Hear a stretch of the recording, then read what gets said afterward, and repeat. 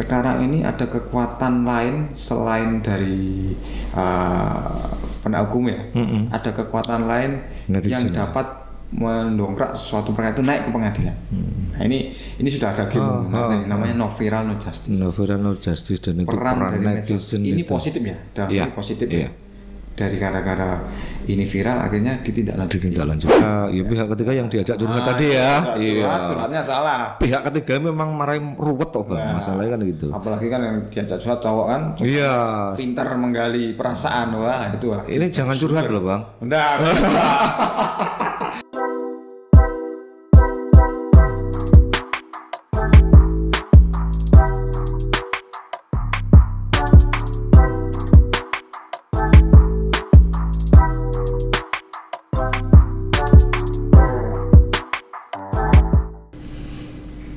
Kekerasan dalam rumah tangga seperti gunung es yang terjadi. Banyak sekali kasus-kasus kekerasan dalam rumah tangga tetapi tidak terekspos dan tidak sampai ke pengadilan.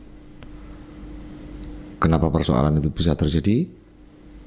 Sudah hadir di studio Rasan-Rasan Suara Merdeka Solo, Kasih Intel Kejaksaan Negeri Sukoharjo. Beliau Pak Aji Rahmadi. Tasapa beliaunya. Selamat datang Pak Aji. Sugeng rawuh di studio Rasan-Rasan Suara Merdeka. Iya Mas, siap. Sehat-sehat Bapak. Alhamdulillah, sehat walafiat. Yang penting kan itu dulu. Kita sehat-sehat dulu, baru kita bisa menjalankan aktivitas. Iya, betul Mas. Siap. Pak Kastel, ngapunten. Dalam perkembangan beberapa waktu terakhir sudah ramai di media juga. Kemarin kalau ada selebgram yang dihajar oleh suaminya. Bahkan di Solo beberapa waktu kemarin itu ada kasus KDRT juga yang berakibat bahwa korban ini meninggal. Sebenarnya KDRT itu seperti apa, dan ini dari kacamata kejaksaan, kasus KDRT itu seperti apa penanganannya dan cara pencegahannya itu seperti apa, khususnya kalau kita berbicara di Kota Sukoharjo, Kabupaten Sukoharjo. Moga Pak Haji. Gitu Mas Ari, terima kasih atas pertanyaannya tadi. Memang KDRT ini kalau dari teman-teman masyarakat pada umumnya taunya itu adalah perbuatan suami istri. Suami istri. Sebenarnya itu lebih luas lagi. KDRT itu kan kalau kita lihat dari kan kami kan dari segi norma ya. Norma kan diatur di Undang-Undang 23 tahun 2004. Betul. Tentang penghapusan kekerasan dalam rumah tangga. Ruang lingkup KDRT itu ada beberapa item, maksudnya beberapa pihak di situ. Yang pertama suami istri. Suami istri jelas ya, itu yang dalam satu rumah. Jelas. Kedua itu suami istri, orang-orang yang punya hubungan keluarga di dalam rumah itu. Nah, kemudian ada orang yang bekerja sebagai pembantu rumah tangga. Itu juga termasuk. Dan yang terakhir orang yang bekerja sebagaimana anggota keluarga di rumah itu. Jadi ruang lingkupnya di situ ya. Jadi luas. Luas. Tidak hanya suami istri. Bahkan bisa terjadi antara suami istri dan anak. Itu bisa terjadi. Itu juga masuk kriteria KDRT. Itu ruang lingkup yang. Ini pertama ruang lingkup dulu. Kita bicara tentang ruang lingkup. Subjeknya lah. Iya. Kedua, KDRT ini ada beberapa bagian. Tidak hanya kekerasan fisik. Nah, masyarakat tahunya itu yang jotos-jotosan, kuapla dan lain sebagainya itu betul. Ada beberapa tindak pidana yang terkait KDRT. Yang pertama itu ada kekerasan fisik. Kekerasan fisik fisik ini yang seperti sampaikan tadi ya. Selebgram kemarin itu. Betul. Terus yang terakhir yang di Solo kemarin. Yang di Solo sampai meninggal itu. Kekerasan fisik. Itu ada ancaman pidananya juga. Itu berjenjang. Dari yang luka ringan itu hanya 4 bulan, kemudian sampai meninggal dunia itu diatur dalam potongan pasal 44 ayat 3. Itu maksimal 15 tahun. 15 tahun. Jadi sama dengan pembunuhan ya. Pembunuhan itu mengakibatkan korbannya meninggal dunia. Itu. Itu yang derajatnya seperti itu. Betul. Yang kedua itu masalah psikis. Psikis itu juga termasuk KDRT dalam hal ini. Psikis contohnya adalah adanya kemampuan orang untuk bertindak. Contohnya ada tekanan yang luar biasa di rumah itu membuat salah satu anggota keluarga itu melakukan sesuatu hal yang mungkin tidak diinginkan atau apa itu. Lebih ke verbal ya. Oh, verbal. Jadi ngapunten kasar dan lainnya itu ya, kekerasan verbal. Ya, itu bisa. Oke. Itu yang kedua. Kemudian yang ketiga ada kekerasan seksual. Kekerasan seksual memang sekarang kan ada undang-undang yang mengatur lebih dari satu ya, tidak hanya KDRT saja. Betul. Tapi ada undang-undang yang terbaru TPSK. Terus kedua Undang-Undang Perlindungan Anak. Nah, nanti ada KUHP yang terbaru yang berlaku di 2026. Fokus kita kan di kekerasan seksual di KDRT ini. Iya. Itu lebih kepada pemaksaan orang yang menetap dalam satu rumah tangga. Itu pemaksaan. Ruang lingkupnya di situ ya. Itu concernnya di situ. Kemudian yang terakhir nanti ini yang jarang terjadi tapi jadi perkara. Nah, apa itu? Penelantaran keluarga ya. Penelantaran contohnya suami tidak memberikan nafkah, menikah lagi gitu tanpa sepengetahuan si istri, tidak memberikan nafkah kepada istrinya, kepada anak-anaknya. Iya. Nah, selama berapa bulan itu termasuk tindak pidana penelantaran. Jadi ketika misalkan ini kita berandai-andai saja ada satu keluarga itu dia mungkin punya will ya, kalau istilahnya will ya mungkin ya, wanita dalam lain, kemudian satu ketika dia menikah tanpa pemberitahuan dari istrinya itu juga masuk dalam ruang lingkup itu. Ya, jadi begini konteksnya, ini kan sebenarnya kasuistis ya. Iya. Kasuistis.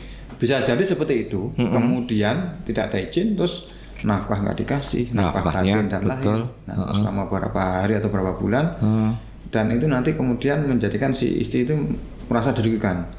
Saya ini sebagai istri yang sah, kamu malah menikah lagi tanpa izin saya. Iya. Nah, berarti kan ada pihak yang dirugikan, yaitu si istri dan keluarganya yang melaporkan penelantaran, dan itu sebagai delik penelantaran. Ada ancaman sampai 3 tahun. 3 tahun. Ya. Kalau yang kekerasan tadi, kalau mengakibatkan sampai meninggal dunia 15 tahun. Kalau yang penelantaran ini 3 tahun itu. Itu paling lama ya. Paling lama. Derajatnya lain-lain gitu. Tapi nyuwun ngapunten, dalam konteksnya KDRT, nyuwun ngapunten, kita berada kalau ini di Solo Raya, khususnya di Solo itu kan, ya kita tahu sendiri adat budaya dan lain sebagainya itu masih dijunjung tinggi. Jadi ketika ada suami yang mungkin dalam tanda kutip melakukan kekerasan terhadap istrinya, jarang sekali yang terekspos atau terungkap, Bang. Jarang sekali yang dilaporkan karena nyuwun ngapunten, mereka malu, mereka justru menutup-nutupi dan dianggap itu adalah aib. Padahal di satu sisi sebenarnya itu kan merugikan. Lah, mungkin bagaimana keterlibatan dari, mungkin ini perlu keterlibatan dari pegiat sosial atau mungkin seperti aparat penegak hukum untuk memberikan pencerahan kepada mereka bahwa ini loh salah. Seperti apa, Bang? Jadi gini Mas Heru, itu memang ini berlaku umum ya. Indonesia sekarang ini menganggap, ya mungkin disampaikan jelas tadi, ini ada aib. Sebenarnya ini kan ranah privat, Bang. Iya, private, betul. Privat. Iya. Tetapi ranah privat ini kenapa disebut ranah privat? Karena ini satu rumpun, satu rumah, dan orang-orang tersebut dianggap aman gitu loh. Tidak akan terjadi kekerasan. Tapi justru sebaliknya. Jadi karena aib ini, mereka tuh enggan melaporkan, takut nanti rumah tangga saya retak, bubrah dan suamiku sering mukulin saya, udahlah saya sabar dulu, nanti mungkin saking cintanya juga bisa gitu, sabar-sabar dulu. Ini memang rata-rata untuk KDRT itu pelaku itu lebih dari 1 kali. Lebih dari 1 kali. Ini terjadi di perkara yang kemarin yang selebgram itu. Iya, betul. Itu lebih dari 1 kali terjadi. 3 kali yang kemarin yang terparah itu. Nah, jadi keinginan dari korban untuk melaporkan itu seperti kayak ada, ini aib loh, aib saya. Iya. Nanti kalau saya laporkan, berarti nanti keluarga saya terekspos tidak baik gitu, tidak baik di mata masyarakat. Betul. Itu yang salah satu kendala. Ya. Memang rata-rata nih ADD setelah perkaranya viral atau ini perbuatan udah terlalu, baru berani melapor.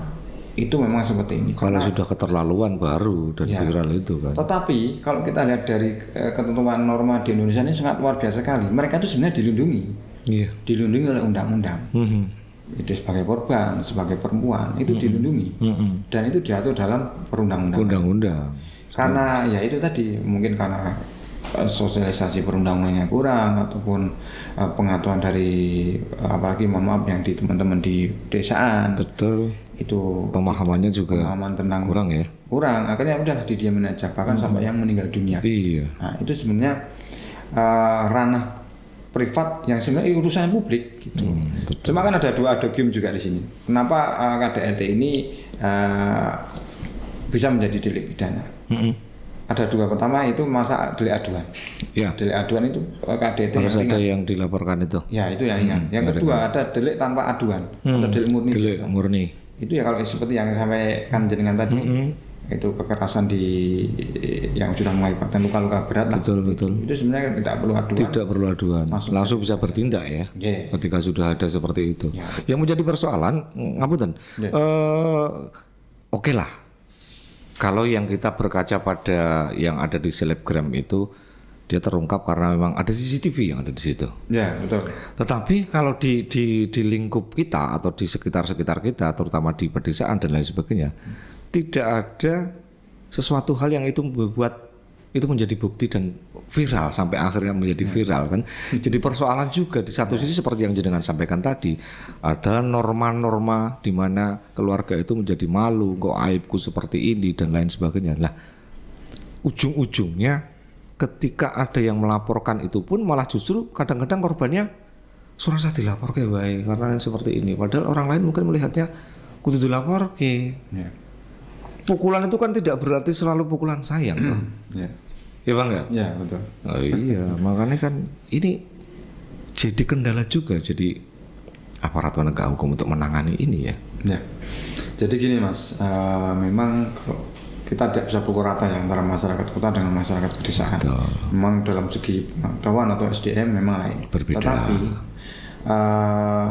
memang yang pertama itu butuh dari orang ketiga dalam hal ini. Semuanya dari pihak korban itu tidak berani untuk melaporkan. Komunikasi dengan orang terdekat. Oh, minimal curhat lah sama teman dekatnya. Itu nanti menjadi bantuan dari pihak ketiga untuk melaporkan minimal ke keluarganya ataupun ke perangkat untuk baru ke pihak kepolisian.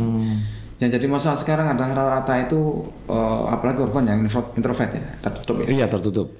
Betul. Baik saya diempet lah seperti orang bahasa Jawa yang udah biarin aja. Serapopo lah, tak lakoni dhewe.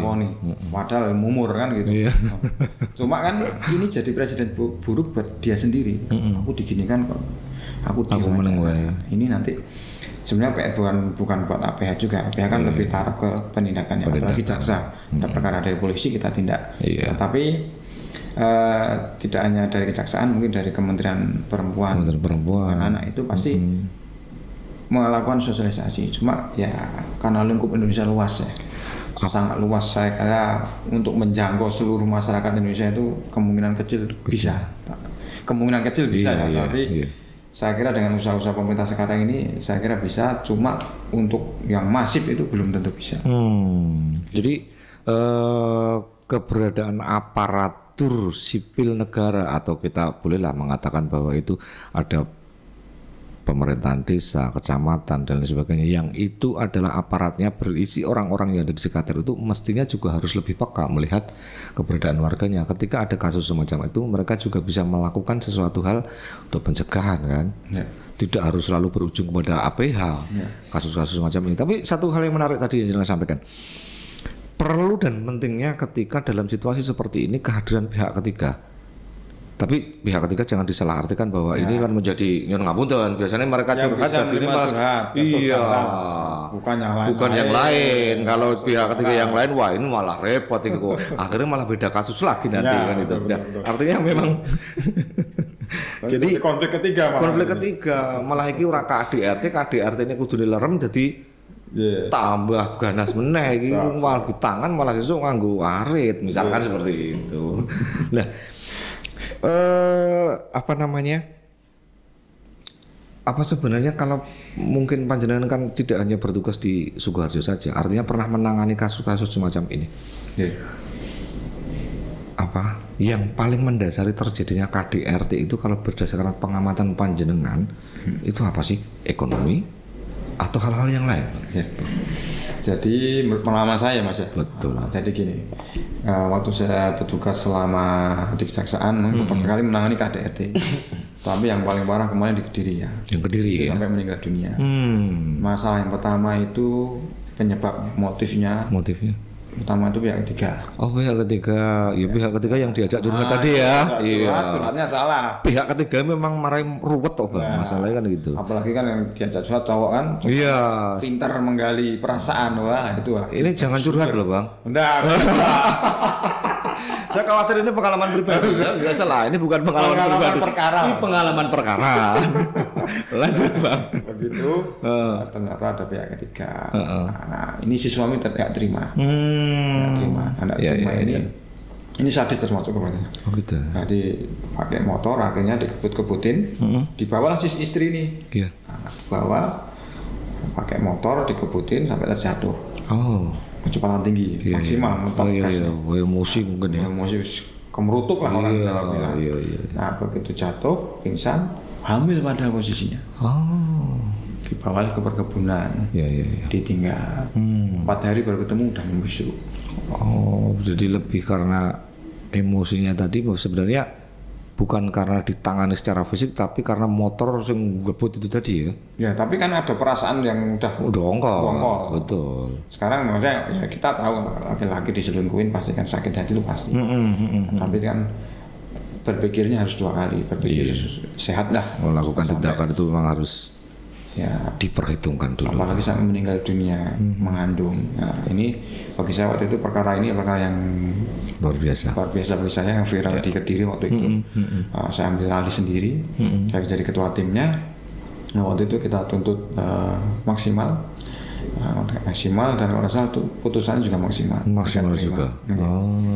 Karena dia membunuh lebih dari 1 orang selain istrinya. Ada janinnya yang di dalam itu tadi. Janinnya sampai keluar.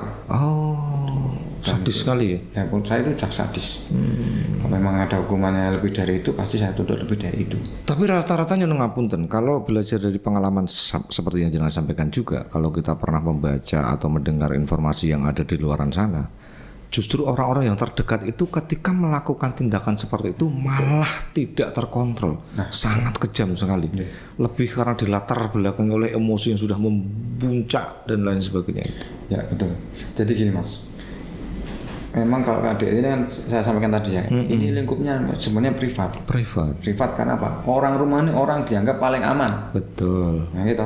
Kan kita kalau bercengkerama setiap hari dengan anak, dengan istrinya, orang-orang aman bagi kita kan itu bukan pelaku kejahatan, bukan terduga pelaku kejahatan. Betul. Nah, karena dianggap aman inilah akhirnya mereka bebas melakukan itu. Nah, ada kebebasan seperti itu. Bukan kebebasan ya sebenarnya, ada kesempatan. Contohnya tadi ada contohnya ada isu perselingkuhan di situ dan memantik. Nah, memantik inilah yang menjadi persoalan emosi. Pemicunya di situ dulu. Memang ada efek psikologis di situ. Nanti ada ahli psikologis yang menjelaskan kok bisa seperti itu. Tapi itu memang hampir 100% mungkin ya, hampir 100% KD itu orang terdekat. Orang yang dirasa aman di rumah.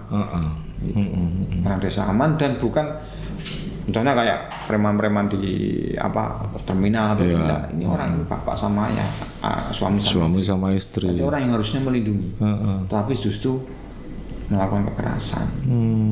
Jadi sepertinya sudah sudah hal yang lumrah dalam KD itu pasti rata-rata semua orang terdekat. Semua orang terdekat. Oh iya.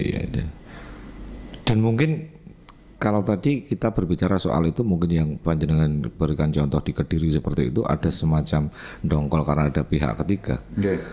Apakah faktor dari ekonomi yang mungkin satu keluarga itu kesulitan dan lain sebagainya juga bisa memicu terjadinya kekerasan dalam rumah tangga itu? Ya, betul. Selain pihak ketiga, ekonomi itu berpengaruh sekali, Mas. Kemarin kalau jangan pernah lihat kasus di Jakarta yang bunuh diri 4 orang itu, itu kan dari ekonomi juga. Sebenarnya itu yang mengajak kan kalau dari fakta saya lihat di berita, itu kan dari ayahnya mengajak untuk bunuh diri, kan tidak salah seperti itu. Iya, satu keluarga yang ditemukan beberapa hari kemudian terus membusuk itu kan. Makanya ini kan faktor ekonomi memang kuat. Ini orang berpunya loh. Dan ini orang yang tinggal di apartemennya. Berarti kan dia secara ekonomi mampu lah. Cuma karena terlilit utang tadi yang besar mungkin akhirnya tidak kuat menahan cobaan itu, dia mengajak yang lain untuk diri. Itu ekonomi, itu orang yang mampu ya. Belum maaf nanti yang tadi saya sampaikan yang tadi lainnya, betul. Yang ekonominya rendah, emang rata-rata seperti itu. Karena contoh nih istri, suami kerjanya buruh lah, serabutan. Ada biaya dari anak yang mendadak sekolah, ternyata jumlahnya melebihi dari penghasilan dia. Wis teko omah kesel, takih duit, karo muni ora trimo dijual, terus kan penak kan gitu. Mungkin gitu ya dari mereka. Dia aja lah seperti itu. Malah justru sebagai pelampiasan emosi. Itu seperti pelampiasan. Karena apa? Kembali lagi ke komunikasi. Suami istri itu kalau memang komunikasinya kurang, ya akhirnya tumpuan-tumpuan di otak yang udah tekanan-tekanan yang itu akhirnya meluapkan salah satunya emosi tadi. Keluarnya di emosi tadi, sudah tidak normal lagi apa yang dilakukan itu ya. Ya seharusnya kan juga, wah kalau bojoku lagi kayak ini apa gimana? Aku mikir. Ayo tak cak jangan dian gitu. Cak ngopi misalnya. Cak ngopi. Ngopinya ngendi sih kan enggak ngerti itu Mas. Yo walah minimalan itu. Betul. Itu. Jadi memang lebih karena itu ya. Jadi perkembangan media sosial itu juga sangat berpengaruh sekali terhadap terjadinya kasus KDRT ini Bang. Kalau ini tadi kan kembali lagi ke pihak ketiga, terbukti atau tidak, tapi setidaknya keluarga itu juga harus hati-hati dengan perkembangan media sosial. Kalau yang biasanya kalau biasa kita dengar itu anggar lebaran itu kan ada reuni itu. Nah itu biasanya sumber malapetaka itu biasanya di keluarga muda seperti itu. Kadang-kadang seperti itu juga.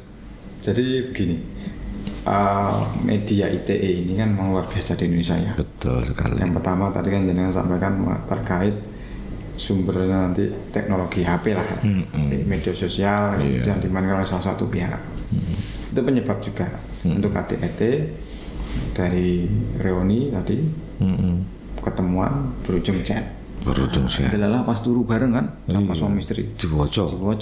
Kok yang lagi HP kabur kan. Akhirnya kan jadi bapak dan buruk jadi kekerasan itu. Tapi ada titik poin saya di sini terkait medsos. Medsos ini ada kekuatan besar di situ. Betul. Kalau jenengan tahu no viral no justice. Iya. Nah, betul ini terjadi untuk kasus KDRT. Yang terakhir kemarin yang perkara selebgram itu no viral no justice. Iya, betul. Ya, sampai se-Indonesia tahu trending di Twitter, trending di X, betul.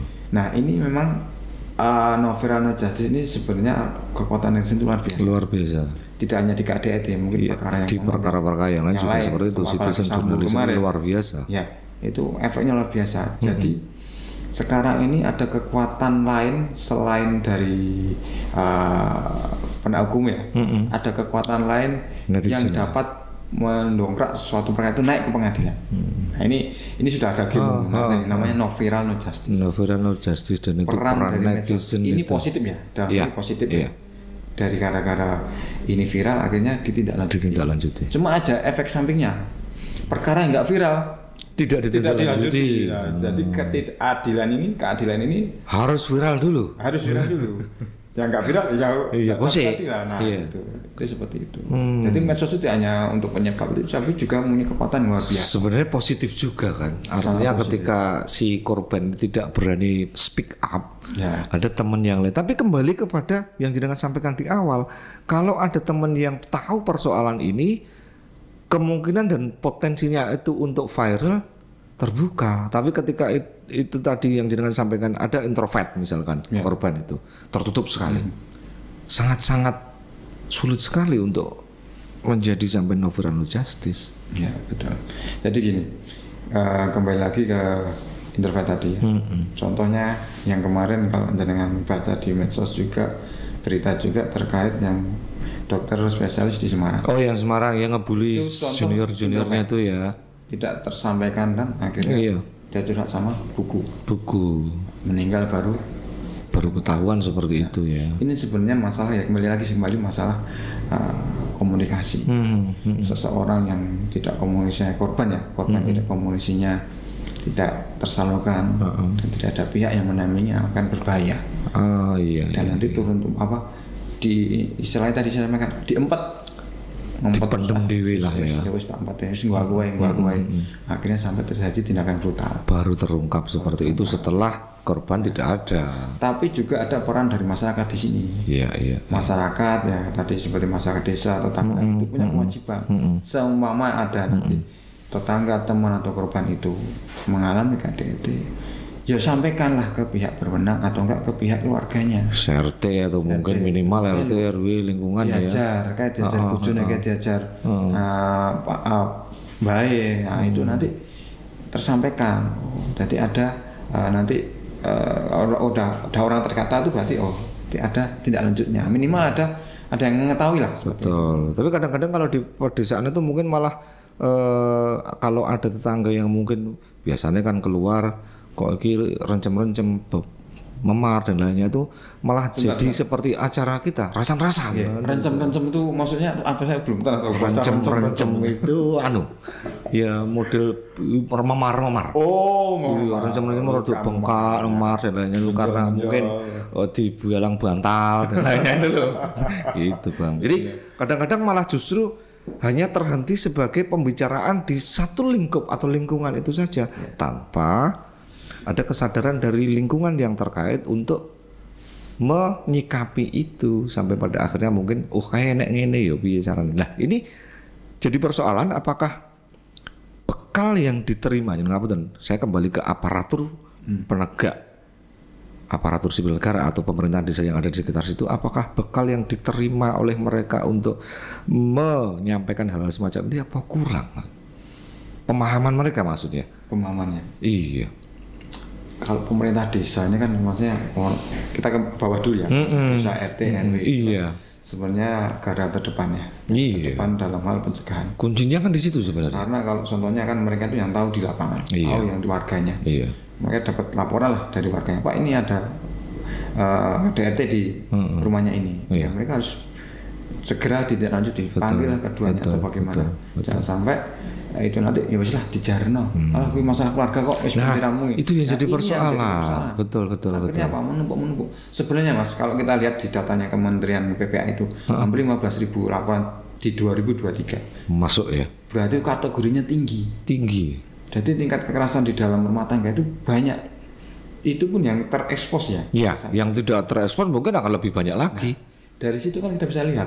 Berarti ada peran yang di bawah ini kurang bekerja dengan efektif. Mungkin ya tadi ada gium, ini wilayah privat. Ini wilayah privat. Bukan wilayah publik. Jadi mungkin malah nek misalnya Pak Bayan teko, lah kae ngapa bojomu kok rencana-rencana. Lah kudu urusanku keluarga. Kan Pak Bayan mungkin ya sarmeneng Bang.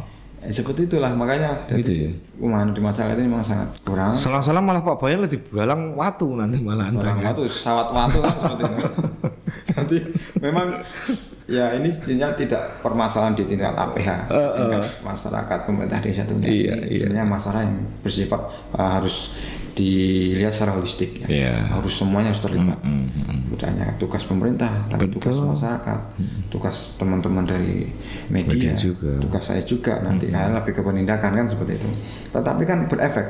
Orang kalau dari kami ya, orang dihukum tinggi kayak DRT ya dalam tingkat ini kasusnya parah atau sedang atau berat atau ringan.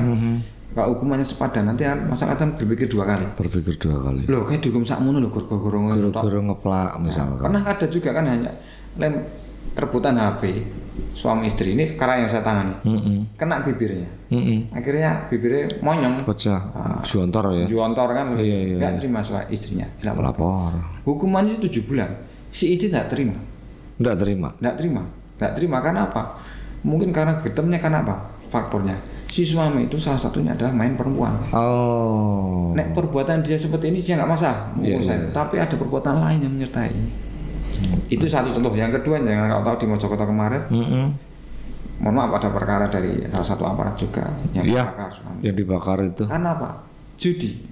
Pinjol itu judi online. Nah, itu ada faktor-faktor yang menyertai. Nah, disitulah peran dari masyarakat, pemerintah, APH, media juga harus holistik. Ini repotnya malah ketika terjadi yang kasus itu adalah APH, sing wani negur sapa? Pak RT misalnya Pak RT petani, adalah yang terjadi kekerasan dalam rumah tangga itu APH. Pak RT malah seragam kan. Wah, metu nggo seragam. Ngopo teh ngono. Wes pengen tak KDRT kan apa piye ya gitu. Tapi memang banyak sih kalau aparat juga ditindak juga. Cuma kan di institusinya itu kan. Betul. Gitu. Kalau kita berbicara Sukoharjo Bang, yang ngapunten. Di Sukoharjo itu seperti apa kasus KDRT itu? Dan sejauh mana penanganannya, misalkan seperti yang jenengan sampaikan tadi, sebenarnya ketika ada kasus semacam ini, kategori tingkat berat atau apa itu, juga bisa menjadi efek jerah bagi pelaku-pelaku yang lain. Jadi ojo sembarangan ngempake tangan, ojo sembarangan melayangkan tangan. Padahal yang pangapunten, KDRT itu dampaknya secara psikologis kan ketika dalam satu keluarga itu juga luar biasa. Anak mungkin akan menjadi korban juga secara tidak langsung. Memang dia tidak ditampar, tapi pada akhirnya di wayah sekolah, murung, awar kancane ora seneng dan lainnya. Kalau di Sukoharjo seperti apa? Jadi di Sukoharjo ini untuk KDRT yang jadi perkara ya.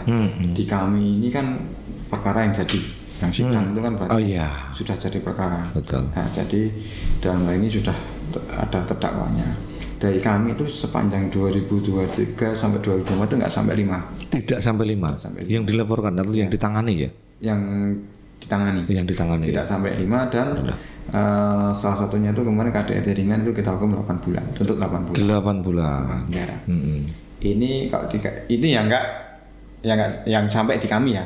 Mungkin yang masih tadi yang disembunyikan masih banyak. Dilaporkan. Tapi ada hal yang menarik yang sampaikan jenengan tadi terkait efek ke anak. Betul. Nah, jadi KDRT ini nanti efeknya luar biasa. Anak bisa meniru orang tuanya karena ada gium perbuatan orang tua nanti pasti akan ditirukan salah satunya. Apa itu kalau peribahasa kok Mas, buah tidak jatuh tidak jauh dari pohonnya. Nah, itu maksud saya. Dengan catatan nek ora digondolowo, Pak.